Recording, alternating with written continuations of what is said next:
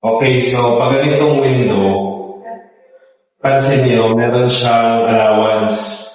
Pero hindi siya pwede ilagay sa inside mount kasi meron siyang ganito. So pag drop ng fabric, matatamaan to. So probably, yung gagawin natin, outside mount. So pag sukat ng outside mount, kailangan yung standard natin ay 5 cm yung allowance dito. So 5 cm, 5 cm. So pag sukat ng outside mount, yun, simple lang. Kunin nyo lang dito, yung sukat. So, 206 plus 10.